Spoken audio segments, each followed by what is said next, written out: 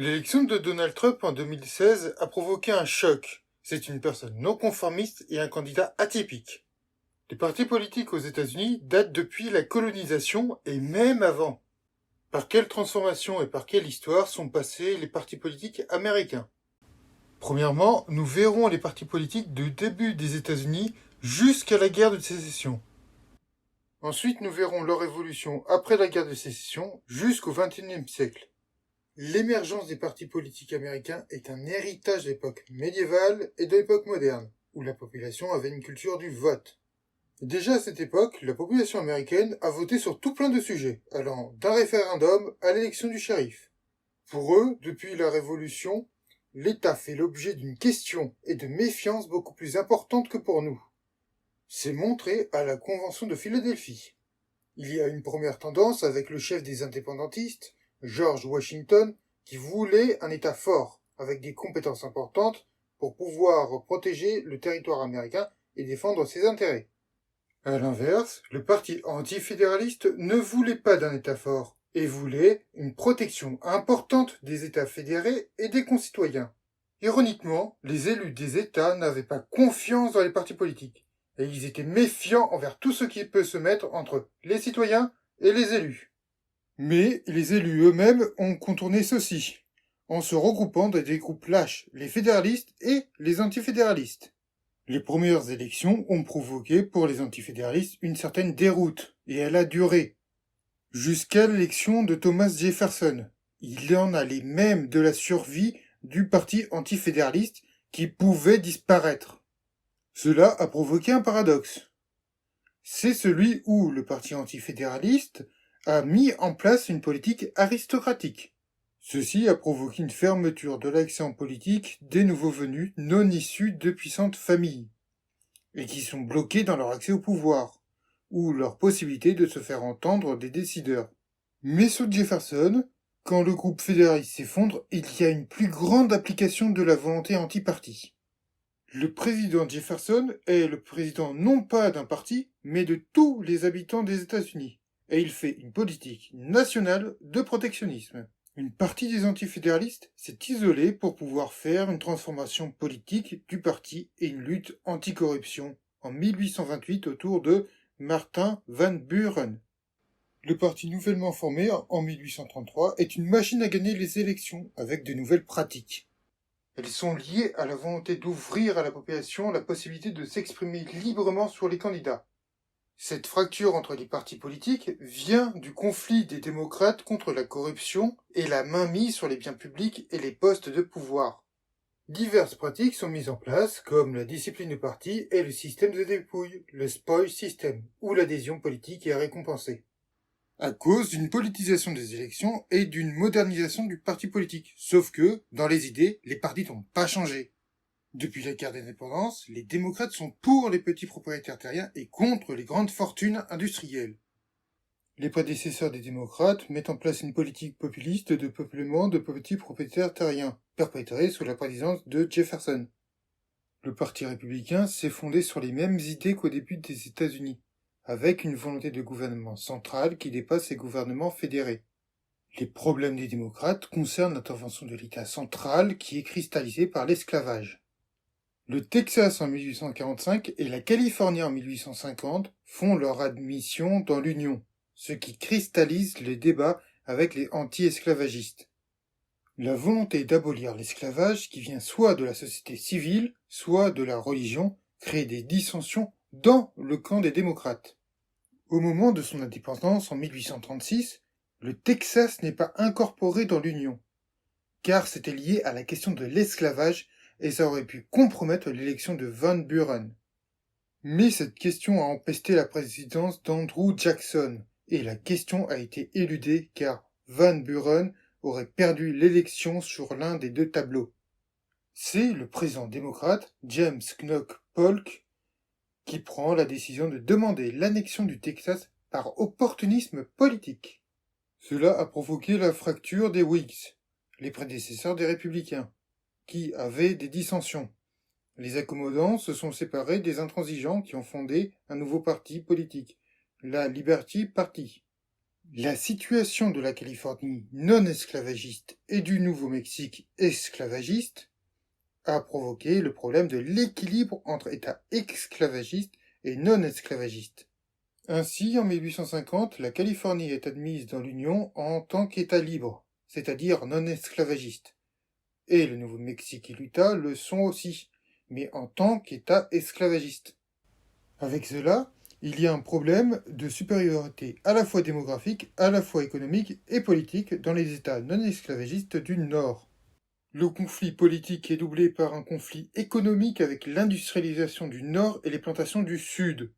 Ce conflit politique a des effets pervers qui est de fragiliser le système de partis ainsi que l'Union où les fractures sont plus importantes que jamais. Dans ces années, il y a un projet de transformation de territoire en État, mais cela pose un problème entre les abolitionnistes et les esclavagistes. Le problème est sur deux questions, à savoir si les États vont être esclavagistes ou pas, et, pour les États non esclavagistes, s'ils vont devoir rendre les esclaves aux États esclavagistes. Premièrement, ils ont proposé James Buchanan comme candidat à l'élection présidentielle en 1857, et deuxièmement, ils posent à la Cour suprême la question de la constitutionnalité des personnes libres réduites en esclavage. Et la réponse de la Cour suprême est qu'elle refuse de considérer les Noirs comme des personnes libres avec des droits civiques. Ce n'est que pour les Blancs. C'est une victoire écrasante pour les États esclavagistes et provoque paradoxalement l'élection d'Abraham Lincoln en 1860, premier président républicain. Son élection est due aux divisions des démocrates qui les payent ainsi, avec une importance accrue pour l'industrie du Nord. Mais il apparaît surtout comme défavorable aux intérêts des États du Sud, ce qui apparaît après la sécession de la Caroline du Nord. Durant la guerre de sécession, se pose la question de la réintégration des États du Sud. Au début, Lincoln n'a pas la volonté d'abolir l'esclavage, mais le problème est le nombre de sacrifices faits par le Nord à la guerre civile. Pour les républicains radicaux, il faut exiger l'allégeance des pays du Sud et instaurer un parti radical républicain pour punir le Sud. Alors que pour Lincoln, il veut faire une alliance du centre, mais son assassinat y met un terme. Son successeur Andrew Johnson essaye de poursuivre sa politique. Le problème est que les républicains modérés et radicaux veulent mettre en pièces cette alliance des centres et occuper la Confédération. Ils contournent la présidence de la Confédération pour se faire une base électorale et ainsi pérenniser l'Union, tout en donnant des droits civiques aux Noirs. L'armée est envoyée pour protéger les Noirs. C'est une base politique des républicains du Sud. Mais cette politique s'étiole très rapidement lors des présidences suivantes, surtout celle d'Ulysse Grant, avec la volonté de deux choses. Premièrement, la remise en place des gouvernements libres des territoires occupés, et deuxièmement, le retour des troupes fédérales dans le Nord. Les radicaux sont surtout des membres de la Chambre des représentants, mais l'alliance des centres soutenue par la présidence ne marche pas. Il y a une poussée d'indépendance de la Chambre des représentants qui surmonte le veto émis par le président. La politique des cendres d'Andrew Johnson et d'Ulysse Grant ne peut être menée du fait des tensions politiques. Andrew Johnson fait l'objet d'un impeachment par le Parti républicain à la Chambre des représentants, non suivi par le Sénat. Ce qui provoque le retour en force des gouverneurs locaux qui ont été outrepassés par les républicains à cause de divers scandales des républicains. La corruption sous Grant provoque une scission des républicains, ce qui provoque le délitement et leur reculade ainsi que la perte de la mainmise sur la Chambre des représentants. Le bilan est un scandale politique et économique dans les deux camps, mais pour arriver à un accord, les démocrates demandent le départ des troupes et donc la fin de la protection des Noirs. Le compromis est visible en faisant venir dans le cabinet présidentiel un ancien général sudiste. De 1876 à 1912, rebelote, nouvelle corruption politique. Ainsi vient une volonté de réforme de la politique du fait de l'accaparement des ressources des villes par les hommes politiques. C'est notamment fait par le parti politique qui tient la ville. Elle augmente les impôts des habitants du lieu pour donner des avantages à ses partisans. Le boss est un membre de la Chambre des représentants ou du Sénat qui patronnent les maires des villes. Le président James Garfield en fait les frais. Il est assassiné en 1881 pour ne pas avoir donné à son meurtrier le poste d'ambassadeur à Paris. Il en résulte la mise en place d'une loi réformant les institutions avec l'instauration des concours en 1883 par le vice-président. Le Parti du peuple s'attaque aux deux partis en se présentant comme une association des fermiers et des ouvriers. Leurs revendications sont complètement divergentes, du fait de la situation carrément différente entre fermiers et ouvriers. Mais ce qui les unit, c'est leur situation de démunis, et c'est plus fort que ce qui les sépare. Les partis populistes venant de la base ont tenté d'avoir le pouvoir pour résoudre leurs problèmes. Mais les gens ayant un intérêt différent ne peuvent pas aller dans le même sens et tenir dans la longueur. Leur alliance est soutenue par leur patriotisme avec des relents religieux, d'où leur succès important au début. Mais dans ces années, il y a une crise économique qui provoque l'éclatement de la coalition large à cause de leurs divergences d'opinion. C'est alors qu'apparaît le progressisme dans les partis existants. Et ils ont des points de convergence avec les populistes ou avec les réformateurs antérieurs. Ils sont pour un exécutif fort et pour une administration modernisée, mais ils n'ont pas une démarche partisane, car ils appartiennent la plupart du temps au parti dominant, donc républicain. Leurs programmes sont transpartisans car ils viennent aussi du Parti démocrate et il y a une volonté de supprimer le parti comme interface avec les élus car ils ne sont pas partie de l'élite sociale mais de la classe moyenne. La modernisation passe aussi par la mise en place d'un contrôle plus important pour l'administration, des ressources et des entreprises, ainsi que des primaires dans de nombreux États. Les primaires permettent aux électeurs de choisir leur candidat. Celui qui incarne le plus le progressisme, c'est Theodore Roosevelt, grand admirateur de Robert Marion Lafayette. Il s'attaque aux entreprises qui font des excès en tout genre. Le président a la possibilité de faire un parti tiers, tout en continuant à s'appuyer sur le parti. Mais il n'est pas responsable devant lui, mais devant la population votante, et il apparaît comme le comptable du peuple. Il y aura deux réponses. Theodore Roosevelt a pour réponse un abaissement du parti. Et Woodrow Wilson veut travailler avec lui.